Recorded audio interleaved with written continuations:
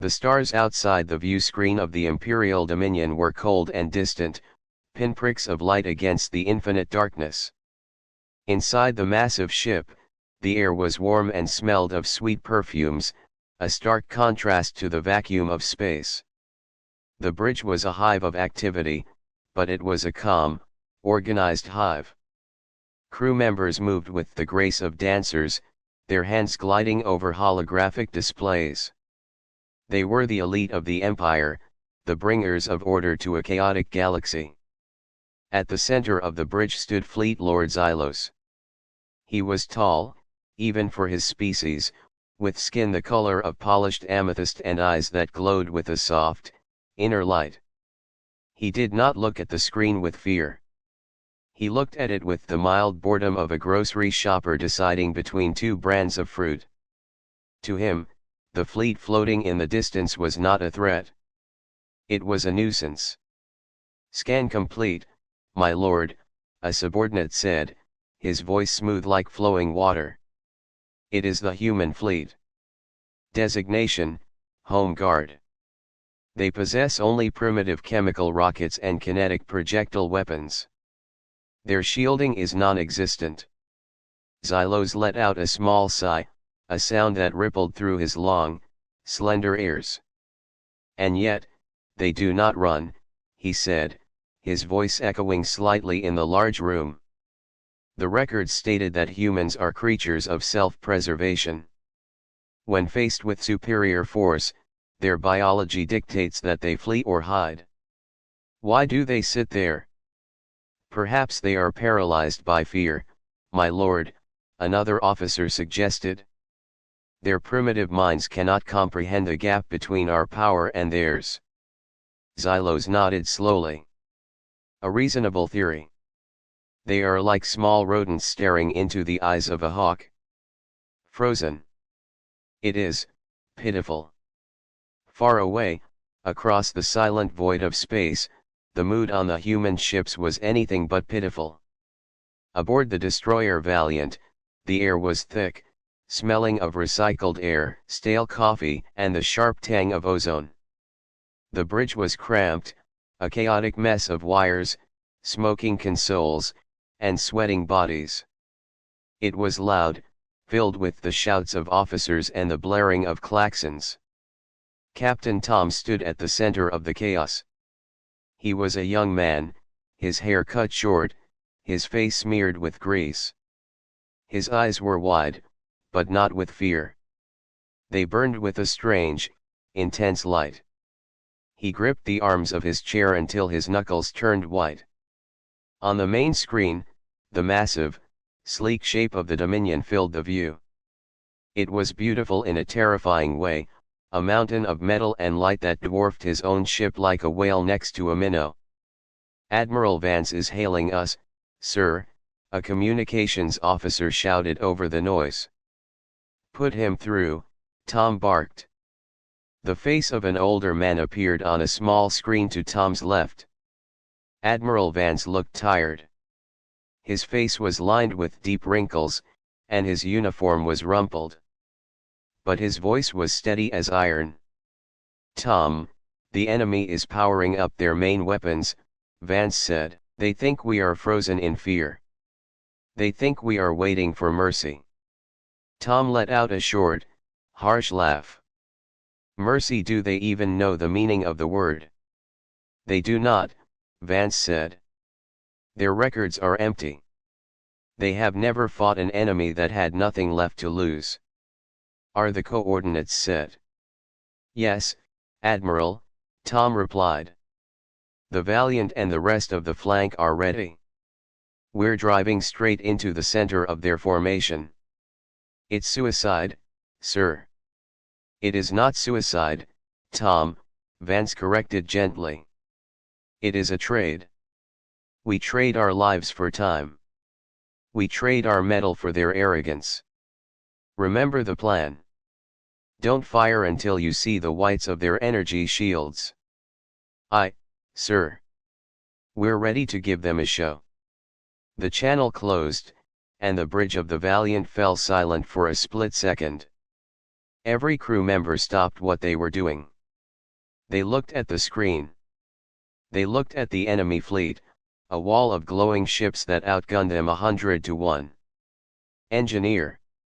Tom yelled. Give me everything the engines have. Ramming speed. Aye, Captain. Overloading the cores now. Back on the Dominion, Xylos watched the human ships begin to move. He tilted his head to the side, confused. They are advancing, he said. They are forming a wedge. A primitive attack pattern. Are they attempting to break our line? It is illogical, my lord, the tactical officer said. Their hulls are made of simple alloys. Our point defense lasers will shred them in seconds. Why would they charge? Perhaps they are more stupid than the records indicated, Xylos mused. Very well. Let us end this quickly. Target the lead ship, the Valiant. Destroy it. Targeting locked. Firing. A beam of pure, concentrated energy lanced out from the Dominion. It moved at the speed of light, crossing the distance between the fleets in an instant. It slammed into the Valiant. The human ship didn't just explode, it crumpled. The energy shield of the Empire was impenetrable, a wall of force that stopped matter and energy alike. The beam cut through the Valiant's bow, slicing through the metal like a hot knife through butter. The bridge shook violently, throwing crew members to the floor. Sparks flew like angry hornets. Consoles exploded in showers of glass and plastic. Tom held onto his chair, blood running down his forehead from a gash on his scalp. He laughed. He actually laughed as his ship died around him. Hull integrity at 20%. The helmsman screamed. We're venting atmosphere. Captain, we have to retreat. Retreat. Tom spat the word out like it was poison. Retreat to where there is nowhere to go. Keep us on course. I want to be inside that formation when we blow. They are firing again. The tactical officer yelled. Multiple hits. The Dominion and its sister ships were now unleashing a storm of fire. The human fleet was under attack from every side. Ships were vanishing in brilliant flashes of light, reduced to floating debris. The Empire watched, waiting for the humans to break. Waiting for the scream of terror over the radio waves. But they heard nothing. No screams. No begging. No panicked orders to abandon ship. Instead, the music started. It crackled over the open frequencies, a sound that the Empire had never heard in a combat situation. It was a low, mournful wail of a saxophone, accompanied by the fast, erratic beat of drums. It was jazz. Old Earth jazz. It was a sound of smoke-filled bars and rainy nights, a sound of soul and defiance. What is that noise? Xylos asked, his face twisting in disgust. Is this a distress signal? Audio analysis complete, my lord, the communications officer said, sounding perplexed. It is music. It appears to be a recording from their ancient history. They are playing it on all channels. Music. Xylos felt a shiver of something he had not felt in centuries. Uncertainty. Why play music while they die? Perhaps it is a ritual, someone suggested. A death chant. Xylos watched the screen. The human ships were still coming. Despite the losses, despite the burning hulks floating in the void, the wedge formation held. They were accelerating. They were not firing their guns. They were just flying, straight into the heart of the Empire's fleet. They are not firing, Xylos whispered. Their weapon ports are closed. What are they doing? Lord. The tactical officer shouted, his voice rising in panic for the first time. The Valiant and the other lead ships, their engines are reaching critical levels. The radiation output is off the charts. They are not running on fusion anymore. They are detonating their warp drives. Xylos stared. Detonating their drives that close to us, it will destroy them, but the range is too short to damage our shields. Not with the radiation, my lord. The officer cried. With the gravity? A simultaneous detonation of that many drives, they are going to create a gravity well. They are trying to pull us out of position. Stop them! Xylos roared. Destroy them now! But it was too late. On the bridge of the Valiant, Tom looked at the flashing red light that signaled the end. The ship was breaking apart. The view screen was a blur of static and fire. He could see the sleek, alien ships looming huge and terrible right in front of him. For Earth, Tom whispered. He didn't press a button. The computer did it for him. For a second, there was silence. The music continued to play, the saxophone wailing its lonely song. Then, the universe bent. At 20 points spread across the human fleet, the warp cores exploded. It wasn't a fireball. It was a distortion of reality itself. The fabric of space tore open. Massive, invisible hands reached out and grabbed the Imperial fleet. The gravity was intense, crushing and absolute. Ships that were miles long were thrown around like toys. On the Dominion, alarms screamed. The beautiful holographic displays shattered into sparks, the floor tilted violently. Xylos was thrown from his feet, sliding across the polished floor. He grabbed onto a railing, his claws digging into the metal, his eyes wide with shock. Report! He screamed, but his voice was lost in the roar of the ship groaning under the stress. The gravity well. It is collapsing our formation. The tactical officer shrieked. We are being pulled together. The shields are failing. The gravitational shear is too strong. Xylos pulled himself up, his heart's pounding in his chest. He looked at the main screen. The human ships were gone, vaporized by their own weapons. But in their place, a swirling vortex of purple and black light had opened. It was a hole in space, and it was hungry. And then, the second wave arrived. The Empire had reinforcements waiting in hyperspace, ready to jump in and secure the victory. But the gravity well created by the humans ripped them out of hyperspace early. They tumbled into normal space, blind and disoriented, their navigation systems fried by the massive gravitational spike. They crashed into the Vanguard fleet.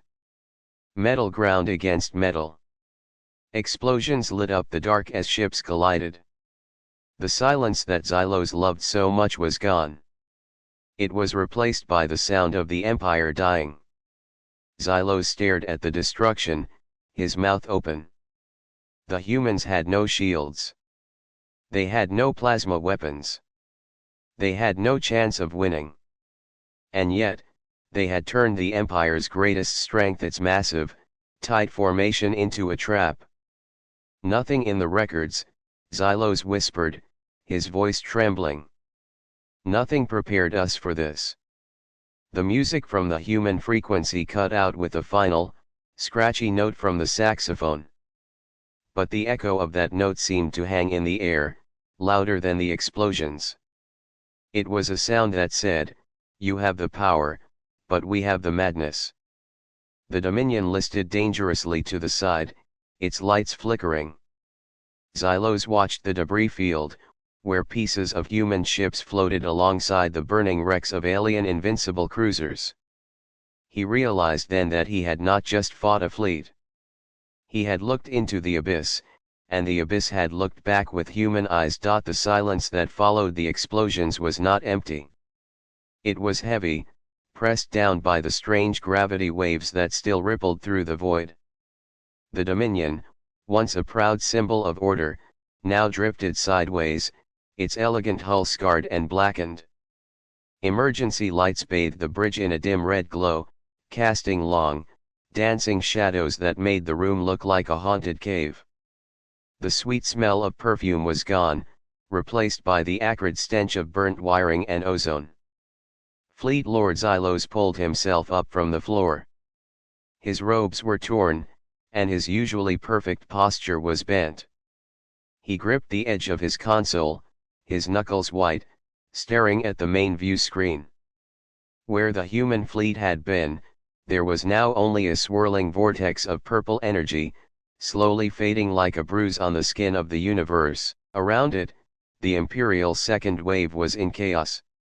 Ships had tumbled out of hyperspace blindly, crashing into one another or spinning helplessly with their engines dead. "The sensors are coming back online, my lord," a tactical officer said, his voice shaking. He was bleeding from a cut on his forehead, his face pale. "The gravity pulse is fading, but the damage is done. Our navigation systems are fried. We are deaf and blind in the dark."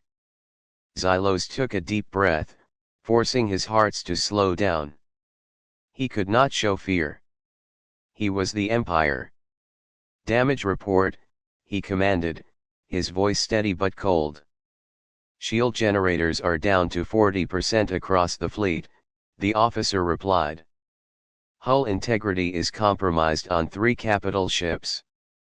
But the enemy is gone, my lord. The humans destroyed themselves." Xylos narrowed his glowing eyes. "Did they?" he muttered. "Scan for life pods. Scan for escape shuttles. A species that does not fear death does not simply vanish. They must be lurking in the debris." The officer tapped at his console, his fingers flying over the glass surface. After a moment, he frowned. "I am reading debris, my lord. Large chunks of metal. But no energy signatures. No life support signals. Wait." He paused, tilting his head. "There are small objects moving. Very small. High velocity. They are coming from the edge of the debris field." "Missiles?" Xylos asked, instantly alert. "Intercept them." "They are too small for missiles, and they have no warheads," the officer said, sounding confused. "They are moving fast, propelled by crude chemical thrusters. There are hundreds of them. They are heading directly for the disabled ships in the second wave." On a distant screen, scientist Era watched the telemetry. She was not on the bridge, she was in the high observation tower, surrounded by data screens. Her job was to study the enemy, to understand their culture and psychology. Now, she was trying to understand their suicide. "Look at the bioreadings from the captured bridge of the Valiant," she whispered to herself, replaying the last seconds of the human ship. She saw the captain, Tom. She saw his heart rate. In the moments before death, a normal creature's heart rate would spike in terror. But Tom's heart rate had been steady. It had actually slowed down, as if he were finding peace. "It is not madness," Era realized, a chill running down her spine. "It is something else. They call it determination." Suddenly, her console beeped. The small objects the tactical officer had seen were now closing in on the Imperial ships. She zoomed in the optical sensors. Her breath caught in her throat. "They are not missiles," she said aloud, her voice trembling. "They are boarding torpedoes. They are filled with people." In the darkness of space, the torpedoes were nothing more than iron tubes, barely large enough to hold 3 humans. They had no advanced guidance systems, no shields, and no elegance. They were brute force incarnate. They slammed into the hulls of the disabled Imperial cruisers with sickening crunches that vibrated through the metal skeletons of the giant ships. They didn't explode, they drilled. Thick, screw-like heads spun wildly, tearing through the outer armor like termites eating through wood. Inside the Dominion, the alarm changed pitch. It became a rhythmic, warbling sound that Xylos had never heard before. It was the boarding alarm. Boarders, Xylos asked, incredulous. In space that is archaic. It is suicidal. How can they breathe? How can they survive the impact? They are wearing pressurized suits, my lord, the tactical officer said, his voice rising in panic. And they are breaching the outer hull of the Crimson Blade. They are inside. Send the security drones, Xylos ordered. Eliminate them. It is not working, my lord. The officer shouted. The humans, they are moving too fast. They are not using the corridors. They are blowing holes in the bulkheads. They are cutting through the floors. Deep inside the Crimson Blade, a massive ship that now sat dead in the water, the nightmare began. The Empire had designed their ships with wide, clean corridors and automated defenses. They had never fought a war inside their own walls. They believed in clean, distant combat. But the humans were not clean. A blast door melted under the heat of a high-tech laser cutter. The thick metal glowed red and then dripped away, pooling on the floor. Behind the door stood Sergeant Will. He was a giant of a man, encased in a bulky, gray suit of powered armor. The armor was scratched and dented, looking like it had been patched together a dozen times. His face was hidden behind a heavy visor, but through the glass, his eyes were cold and hard. Clear. Will yelled, his voice booming through his helmet's speakers. He held a massive shotgun in his hands, a weapon that used gunpowder, an ancient, explosive technology the Empire had abandoned 1,000 years ago. Behind him, Private Ben stepped through the hole. He was smaller than Will but carried a heavy bag of explosives over his shoulder. He looked around the pristine white corridor of the alien ship and spat on the floor, his saliva landing on the gleaming metal. Looks like a palace, Ben said, his voice crackling over the comms. Too much white. Focus, Ben, Will commanded. We have to get to the engine room before they figure out what we're doing. Squad, move out. A team of 6 humans charged down the hallway. Their boots clanked loudly on the floor, a heavy, rhythmic thudding that echoed through the ship. Suddenly, a squad of floating security drones appeared around the corner. They were sleek, silver spheres that hovered silently, armed with precision lasers. Contact front. Ben shouted. The drones fired. Beams of red light sliced through the air, burning scorch marks into the walls. But the humans didn't try to dodge with grace. They didn't seek cover like the Empire expected them to. They simply charged.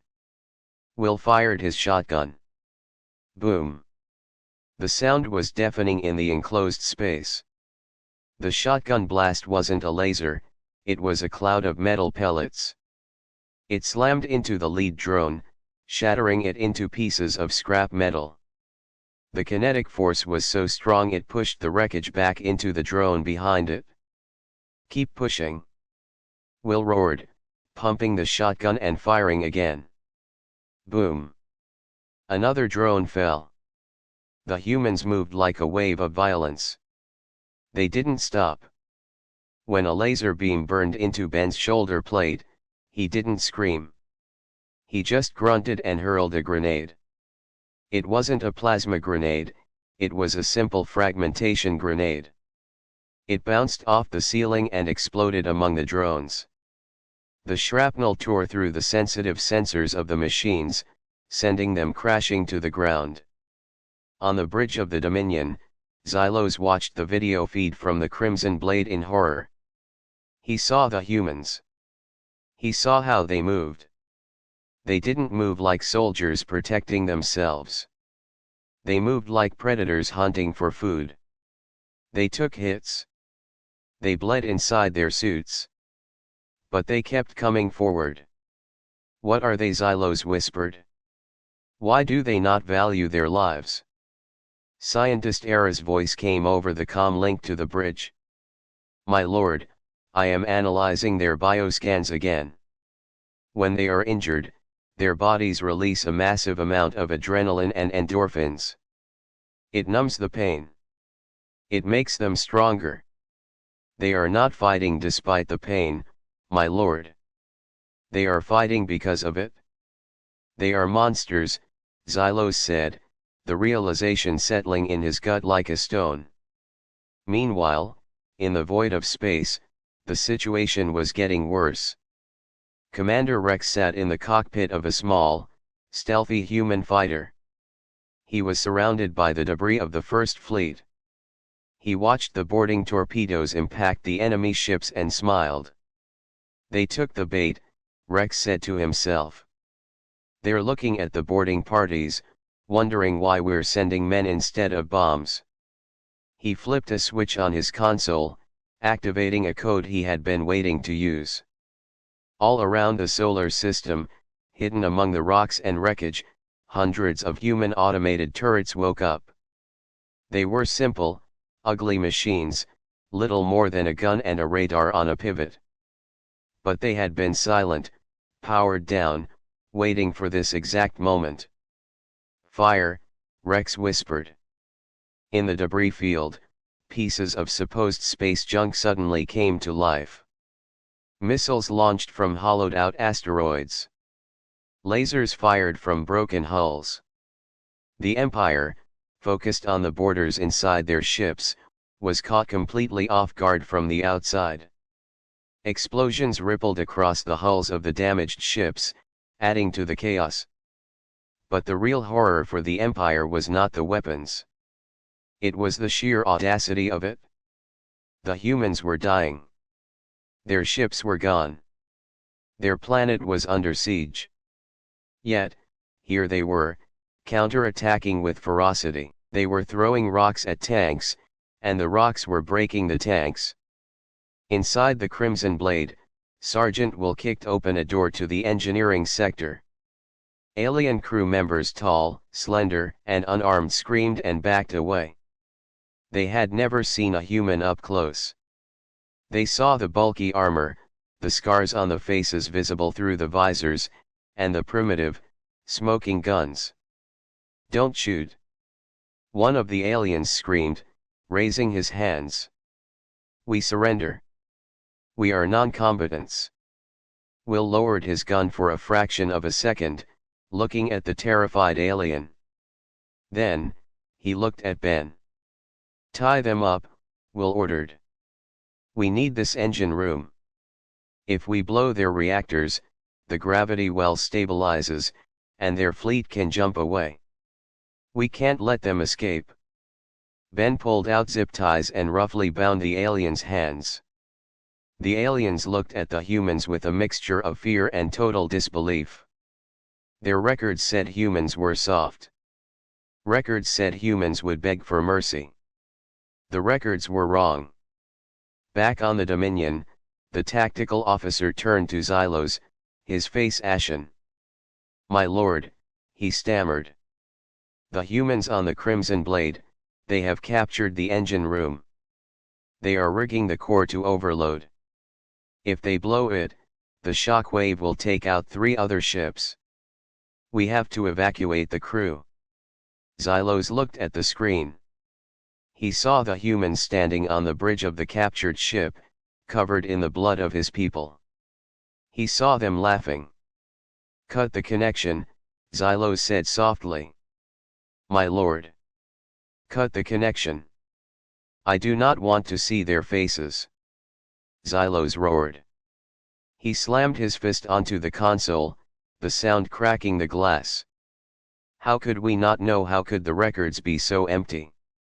Scientist Error replied, her voice sounding distant over the speaker. Because, my lord, you cannot record a spirit.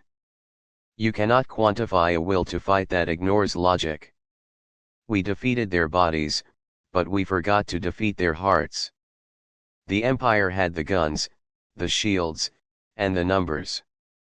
But as the boarding alarms wailed and the engines of the Crimson Blade began to whine with the sound of impending doom, Xylos realized they had brought a knife to a fight, only to find that the other side had brought a burning rage that no shield could stop.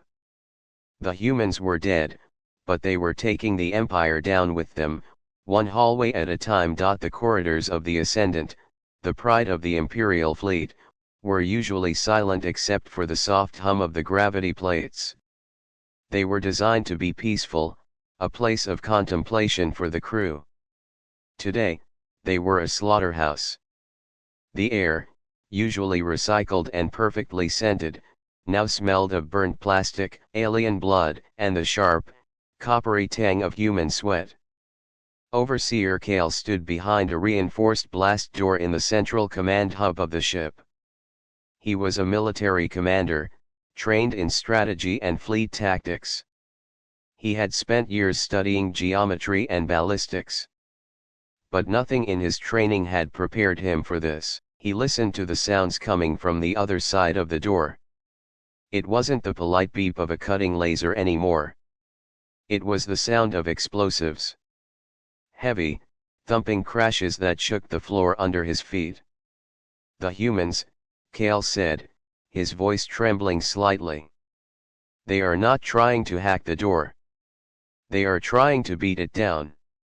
His guards, tall and armored in sleek purple plating, shifted nervously. They held energy rifles, weapons that could fire accurately for miles.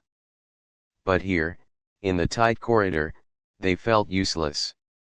They were hearing stories over the comm, stories of monsters in heavy armor who didn't die when they were shot. Sir, the inner bulkhead is buckling, one of the guards reported, looking at a scanner.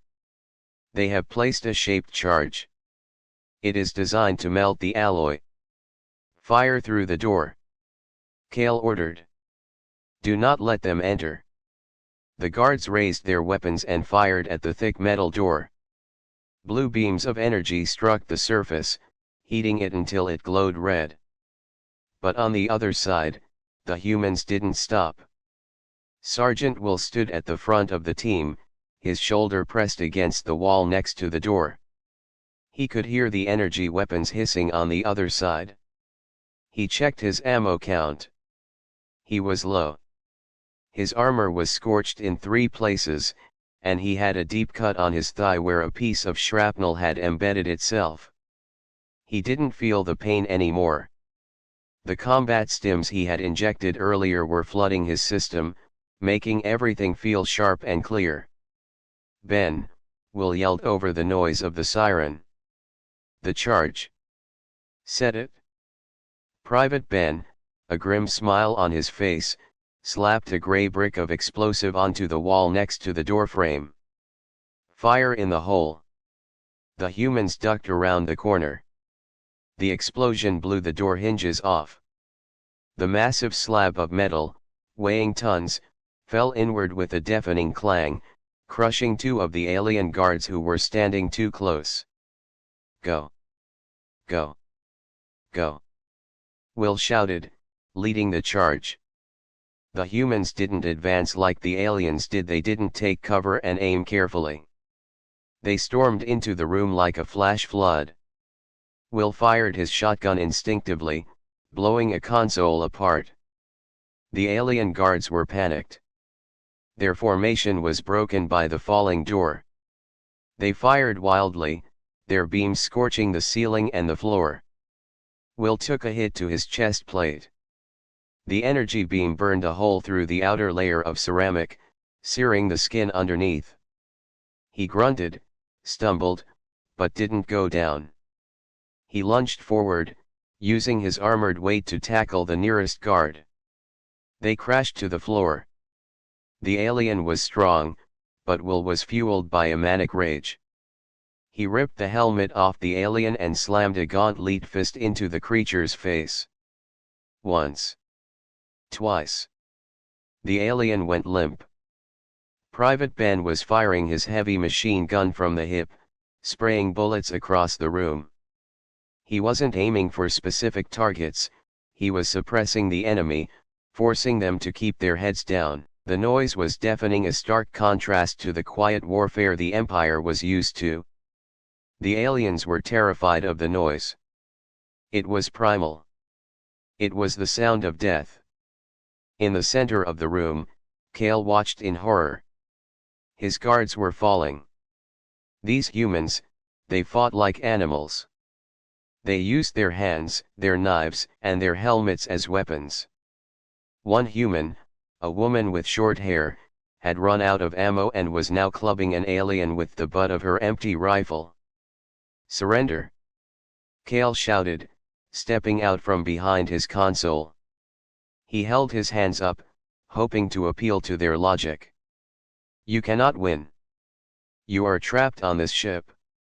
Sergeant Will stood up, breathing heavily. He wiped alien blood from his visor. He looked at Kale. He didn't see a commander. He saw an obstacle. "We don't want to win, pal," Will said, his voice amplified by his suit's speakers, sounding robotic and harsh. "We just want you to lose." Will raised his shotgun and fired. The shot hit Kale in the shoulder, spinning him around and throwing him against the wall. The overseer slumped to the floor, unconscious but alive. The room fell silent, save for the heavy breathing of the human Marines. "Clear the room," Will ordered. "Secure the bridge. We need the comms array." The humans moved with efficiency now that the shooting had stopped. They dragged the alien survivors to the corner and zip-tied them. Then, they accessed the main computer terminal. Ben pulled a small, black device from his pack and jammed it into the console. "Uploading the virus, Sarge," Ben said. "It's going to bypass their language filters and broadcast on every frequency." "Do it," Will said. He walked over to the main view screen. It showed the outside of the ship. The Ascendant was one of the biggest ships in the galaxy, a symbol of power. But now, looking at the debris fields and the burning wrecks of the Empire, Will felt a grim satisfaction. The screen flickered. The alien symbols vanished, replaced by the simple, bold text of the English language. Then, Will's face appeared on screens across the entire fleet, on every ship from the Dominion to the smallest fighter. The Empire expected a demand for ransom. They expected a plea for negotiation. Instead, they heard a man who was bleeding to death speak with a calm, terrifying certainty. "This is Sergeant Will of the Human Marine Corps," the broadcast began. "We have captured your flagship. We have killed your crews. You came to our homes looking for easy prey. You thought we were soft because we enjoy art and music. You thought we were weak because we love." Will paused, looking directly into the camera. "You were right. We do love. And that is why we are so good at killing you. Because there is nothing more dangerous in this universe than a human protecting what they love. You brought a war to our doorstep. We are bringing hell to yours." The feed cut out, replaced by a high-pitched screeching noise as Ben's virus began to eat through the Imperial Tactical Network. On the bridge of the Dominion, Fleet Lord Xylos watched the broadcast in stunned silence. The arrogance had been stripped from his face. He looked at the image of the human soldier, standing on the bridge of the Ascendant, surrounded by bodies. "They boarded the Ascendant," Xylos whispered. "That ship is 3 times the size of their largest vessels. How did they even find the bridge?" "They fight like vermin, my lord," a tactical officer said, his voice filled with revulsion. They crawl through the vents. They bleed on the floor so their friends can slip in the blood. They are unnatural. Scientist Era, who was watching from a remote feed, shook her head slowly. No, she said softly. They are not unnatural. They are just us, 1,000 years ago. Before we forgot how to fight for our survival. We rely on drones and shields. They rely on guts and grit. And right now, guts and grit are winning. Back on the Ascendant, the situation was deteriorating. The ship was theirs, but they were trapped. The rest of the Imperial fleet was recovering from the shock of the gravity well. "Sarge," Ben called out. "The self-destruct sequence is locked. They changed the codes after we boarded. I can't blow the core." Will cursed. He looked around the bridge. He saw the navigation controls. An idea formed in his mind. It was a crazy idea. A human idea. "If we can't blow it up," Will said, "we'll use it." "Use it how?" "We're going to crash it," Will said, pointing at the view screen. "Towards the center of the Imperial formation. We're going to turn this beautiful ship into the biggest bullet in history." Ben grinned. "Now that sounds like a plan." The humans worked frantically at the controls. They didn't know how to fly an alien starship, but they knew physics. They disabled the safety protocols. They overrode the engine limiters. The Ascendant groaned, a deep, metallic sound that vibrated through the floor. The massive ship began to turn, its engines flaring with a brightness that hurt to look at. On the Dominion, sensors went wild. "Lord Xylos!" the officer screamed. "The Ascendant is accelerating. It is on a collision course with the Iron Heart. They are going to ram." "Stop them!" Xylos roared. "Shoot them down." "We can't. They are broadcasting our own IFF codes. Our guns won't lock on." The Ascendant plowed through the battlefield. It ignored the smaller ships firing at it. It took hit after hit, its shields crumbling, its hull breaking apart. But inside, Sergeant Will and his crew held on. They were strapped into the captain's chairs, laughing as the alarms blared. "Ramming speed!" Will yelled. The Ascendant slammed into the Iron Heart, a heavy supply carrier. The collision was the brightest thing in the sky. It was like two suns colliding. The explosion wiped out half a dozen smaller ships caught in the blast wave. The shock wave rocked the Dominion. Xylos was thrown to the floor again. He stayed there for a moment, his head in his hands. The Empire, the greatest force in the galaxy, was being beaten to death by a dying enemy. He realized then that he hadn't just underestimated their technology. He had underestimated their soul. They didn't care about the odds. They didn't care about logic. They only cared about taking the Empire down with them. And as the fire of the explosion faded, leaving behind nothing but dust, the silence that returned was heavier than before. It was the silence of fear. The destruction of the Ascendant was a bright, terrifying star that burned itself out in seconds. But the light it cast was long and dark. The explosion had cleared a path through the center of the Imperial formation, leaving a gap where the unbreakable wall of the Empire used to be. For a moment, there was only silence. The drones stopped firing. The ships drifted. It seemed as if the universe itself was holding its breath. Then, the silence was broken. A new signal came from the heart of the human solar system. It was not a scream of rage, nor a declaration of war. It was a calm, steady voice. It was the recording of Admiral Vance, made hours before his death. The broadcast played on every open channel, cutting through the static of the battle. To the forces of the Empire, the voice said. It sounded tired, but kind. You have looked at our ships and seen only metal and fire. You have looked at our planet and seen a resource to be used. But you made a mistake. You thought that by destroying our fleet, you would destroy our will. You were wrong. We are not our ships. We are the dirt beneath your feet. We are the rock you fly over. And we are very, very heavy. On the bridge of the Dominion, Fleet Lord Xylos slowly pulled himself up. His body ached, and his pride was in tatters. He listened to the human voice, and for the first time, he felt a cold dread in his stomach. Shut it off, he whispered. My lord, we cannot, the tactical officer replied, his hands shaking over the console. They are using a hardline broadcast. It is coming from the planet itself. Then ignore it, Xylos snapped.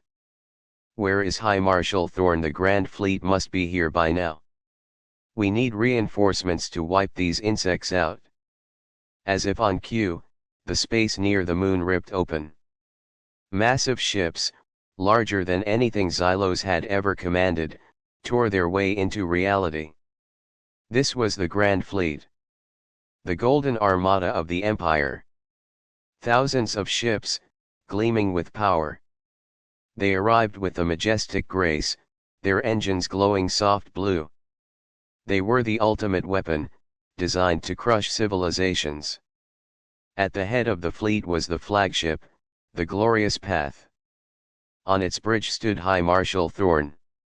He was an old veteran, a being who had burned 100 worlds. He looked at the chaos around him, the burning wrecks, the debris fields, the scattered Imperial ships, and his face turned a dark shade of purple. Report, Thorn barked, his voice booming across the comms. Xylos bowed, even though Thorn could not see him. My lord, the humans, they used a suicide maneuver. They destroyed our vanguard. They boarded our ships. They are chaos. Chaos, Thorn scoffed. Chaos is merely a lack of order. And order can be imposed with enough firepower. He looked at the blue and green marble of Earth hanging in the distance. They have hurt us, Xylos. They have spilled our blood. There is only one response. Thorn raised a hand. Order the glassing. Target all major population centers. Turn this planet into a parking lot. On Earth, the sky was already red. The orbital defense platforms had been silent, waiting. Kate sat in a small, bunker-like control room deep underneath a mountain. Her face was illuminated by the glow of a dozen screens. She was not a soldier. She was a tactician, a mathematician. But today, she was the executioner. She watched the Grand Fleet appear. She saw the massive weapons ports on the Imperial ships opening up, gathering energy for the final blow. They were going to burn the sky. Kate, they are firing, a voice said over her headset. It was Dan, who was coordinating the ground teams. We have minutes. Maybe seconds. Kate took a deep breath. Her fingers hovered over a single, red button. It wasn't a button for a gun. It was a button for the plan that Admiral Vance had called the hammer. They think we are hiding, Dan, Kate said softly. They think we are cowering in our holes waiting for the end. Are we? Dan asked. I'm pretty scared, Kate. Me too, she admitted. But that's the point. Fear makes us creative. In space, the Grand Fleet fired. Beams of light, powerful enough to melt mountains, shot down toward Earth. It looked like rain of fire. It was the end of the world. But then, the moon moved. Not the real moon, but the pieces of it. For decades, humanity had mined the moon. They had built massive mass drivers, giant electromagnetic railguns to send ore to Earth. Now, those railguns were pointed at the sky. Silently, thousands of projectiles were launched from the dark side of the moon. They were not explosive warheads. They were simple chunks of rock and metal, shaped like spikes and fired at incredible speeds. They moved so fast that they were invisible to the naked eye. They were kinetic bombardments, rods from God. The beams of energy from the Empire met the wave of rocks in upper orbit. The explosions were blinding. The kinetic rounds shredded the energy beams, causing them to dissipate harmlessly in the atmosphere. But the rocks kept going. They slammed into the front lines of the Grand Fleet. The Empire had shields that could stop lasers and plasma. But physics is physics. When a rock the size of a car hits a shield at 10 times the speed of sound, the shield doesn't just block it. The shield flares and dies, and the rock keeps coming, carried by its own momentum. The glorious path shook violently. Report. Thorne screamed, holding onto his command chair. Kinetic impact, my lord. The tactical officer yelled. Massive waves of debris. We are taking hits on the forward hull. Our shields are overwhelmed by the sheer volume of fire. Debris, Thorne roared. They are throwing rocks at us. On the Dominion, Xylos watched in disbelief. The human planet wasn't just defending itself, it was turning the entire solar system into a weapon. He saw a massive Imperial dreadnought, a ship that had survived 1,000 battles, get hit by a passing asteroid. The rock tore through the bridge like a bullet through paper. The ship simply drifted away, dead. It is not just rocks, my lord, Scientist Era said, her voice trembling. Look at the debris field. They are coating the asteroids with nuclear material. They are mixing dirty bombs with the rocks. High Marshal Thorne was not a man who gave up easily. He saw his ships taking damage, but he still had thousands more. Push through, he ordered. It is just a storm of dust. Our armor is strong. Continue the bombardment. But then, the second wave hit. Kate had not just used the moon. She had used the asteroid belt.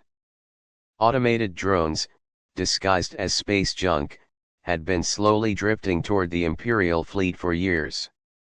Now, they woke up. They were small, fast, and carried a single payload each. They didn't aim for the ships. They aimed for the engines. Warning. Engine failure on Deck 4. A voice cried out on the glorious path. We are losing power to the shields. Collision alert. Another rock. The Grand Fleet was in panic. They were used to fighting enemies that tried to survive. They were not used to fighting enemies that tried to drag them into the mud. Humans were fighting with total disregard for their own survival. They were destroying their own sky just to hurt the enemy. They are crazy, Thorne whispered, looking at the screen. He saw a human shuttle, small and slow, fly directly into the engine intake of a nearby cruiser. The shuttle exploded, taking the cruiser with it. They are absolutely insane. Kate watched the telemetry. The Imperial fleet was stalled. They were taking damage, but they were still there. They were still too strong. She looked at the red button. She had one card left to play. Dan, she said into the comms. It's time for the Scorched Earth Protocol. Kate, no, Dan replied. That will destroy the atmosphere. We can't live there for 100 years. If we don't, we won't live at all, Kate said, tears in her eyes. Do it. Across the earth, hidden silos opened. But they didn't launch missiles at the ships. They launched them into space. Thousands of nuclear warheads, set to detonate in a massive grid pattern around the planet. It was a wall of fire. If the Empire wanted to take Earth, they would have to fly through a nuclear oven to get there. In space, the sensors on the Dominion went wild. Radiation spike. The officer screamed.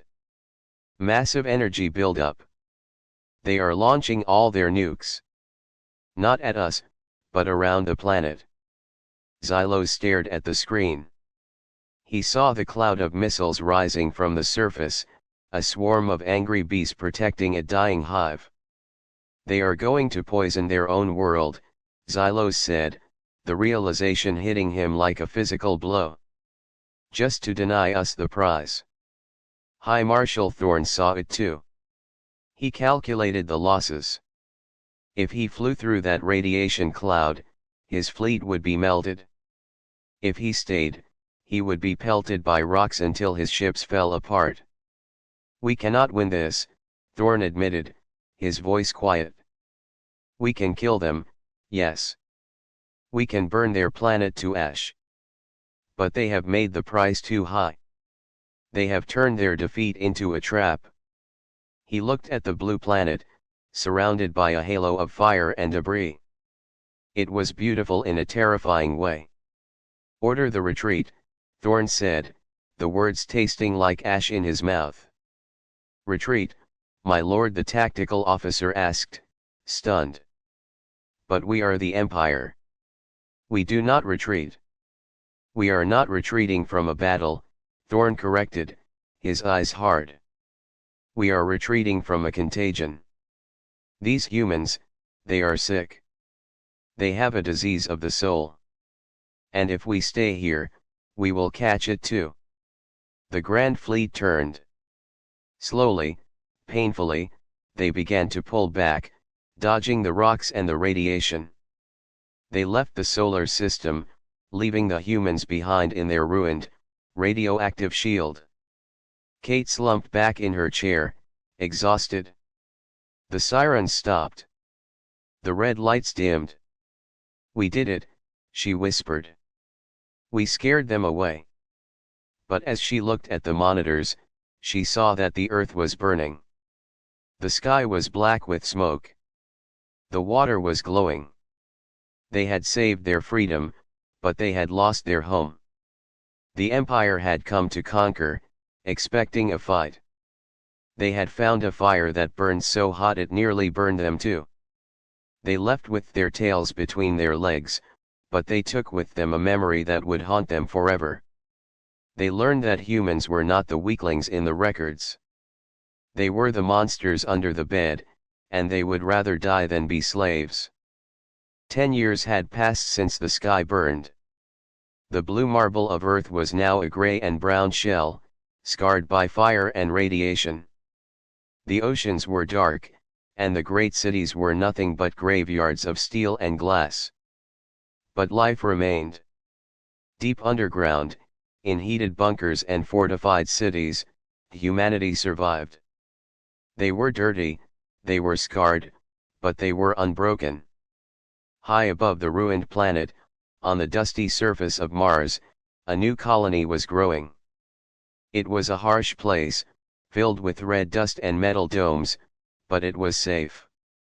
Inside the largest dome, the colony of Hope, the air was thin but breathable.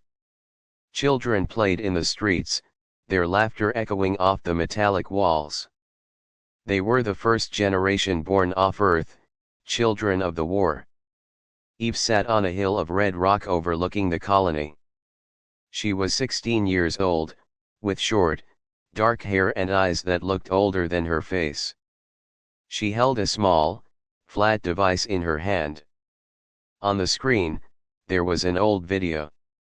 It showed a green field with blue sky and a man flying a kite.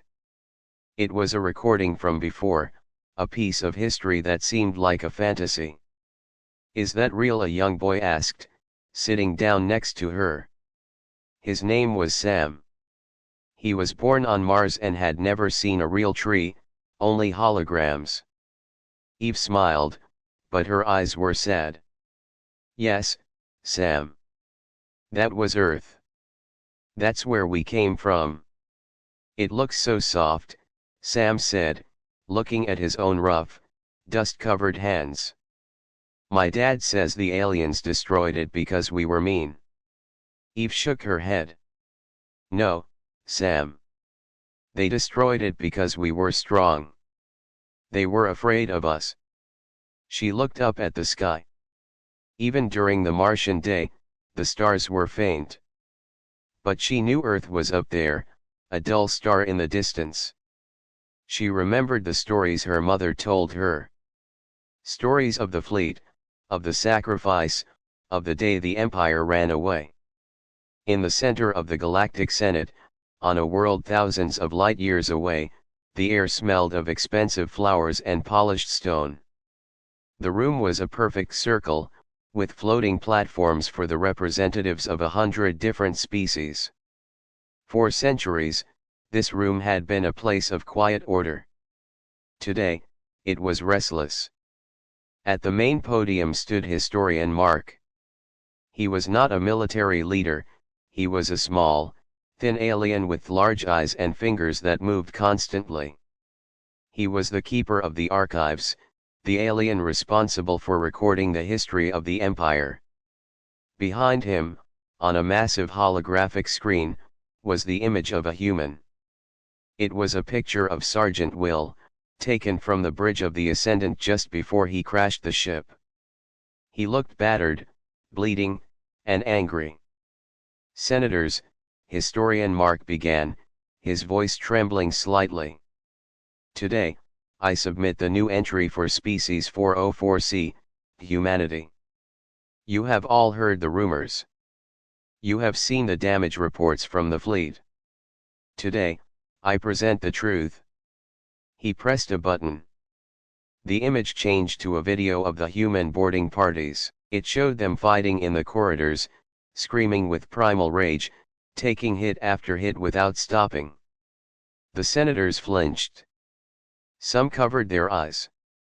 The violence on the screen was raw, unrefined, and terrifying. They call themselves human, Mark continued. For years, we classified them as level 1 threat. Weak. Primitive. We were wrong. He took a deep breath. The records show that humanity does not fight for resources. They do not fight for territory. They fight for the sheer act of defiance. Another senator, a large creature with armored skin, stood up on his floating platform. This is madness. He boomed. Why are we studying these creatures? They are destroyed. Their planet is a radioactive wasteland. They are no threat to us. Mark turned to look at the senator. Are they not? Mark asked softly. Look at the casualty reports of the Empire. We lost 3,000 ships. We lost our vanguard. We lost our pride. And for what? A rock that is now too poisonous to land on. They destroyed themselves to hurt us, the senator argued. That is not strength. That is stupidity.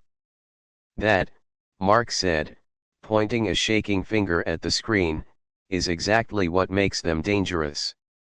A logical enemy calculates the cost. If the cost is too high, they surrender. Humanity does not calculate cost. They only calculate pain.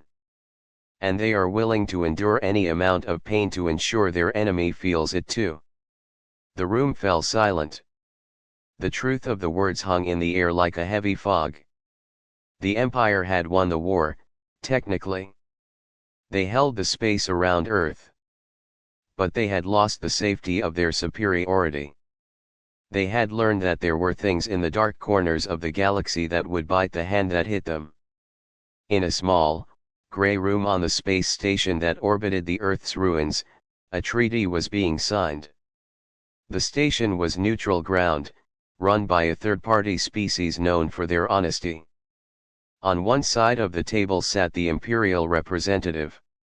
He was tall, wearing robes of silk and gold. He looked uncomfortable, his eyes darting around the room as if he expected a human to jump out from the shadows. On the other side sat Ambassador Lee. He was an older man, his hair white, his face lined with deep wrinkles. He wore a simple, black suit that was frayed at the cuffs. He walked with a cane.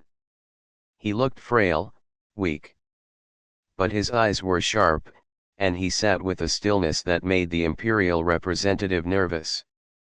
"The Empire agrees to the terms," the imperial representative said quickly. He slid a data pad across the table. "We recognize the sovereignty of the Martian and lunar colonies. We will not fire upon your habitats. In exchange, you will stay within your own star system. You will not leave." Ambassador Lee picked up the pad. He didn't read it. He just looked at the alien. "We agree to stay," Lee said. His voice was raspy, like dry leaves. "We have much rebuilding to do. We have no interest in your stars." The alien let out a breath he had been holding. "Good. This is satisfactory. It is a logical piece." Lee smiled. It was not a warm smile. It was the smile of a wolf that was let go from a trap, knowing it would be faster next time. "Peace," Lee repeated. "Yes. But understand this. We are staying in our system because we choose to. Not because you are strong enough to make us. Remember that when you look at the night sky." The alien nodded quickly, eager to leave. "We will remember." Lee watched the alien stand and walk out of the room. Once the door closed, the ambassador's posture slumped. He let out a long, shaky sigh. The brave face was just a mask. Under the table, his hands were trembling violently. He was terrified. Every day for 10 years, he had been terrified. He knew that the Empire could still wipe them out if they really wanted to. He had bluffed for a decade, holding up the smoldering ruins of Earth as a threat, pretending it was a weapon. He looked out the window. Below him, the gray clouds of Earth swirled. It was a dead world. But from that death, something new had been born. Back on Mars, the sun was setting. The sky turned a deep, bloody red. Eve and Sam were still sitting on the hill. "Do you think they will come back?" Sam asked. "The monsters." Eve turned off the device showing the green field. "They aren't the monsters, Sam. We are." Sam's eyes went wide. "Us, but we're just kids." "Not yet," Eve said. She looked at the colony, at the factories churning out smoke, at the ships being built in the dry docks. "But one day, we will be the ones with the ships. And we will go out there. And we will make sure they never forget what happened here." She stood up and brushed the red dust off her pants. "My mom says that fear is like a seed. Once you plant it in someone's mind, it grows forever. The Empire is afraid of us, Sam. That is why they left us alone. And as long as we are scary, they will never come back." She looked up at the stars, her eyes hard.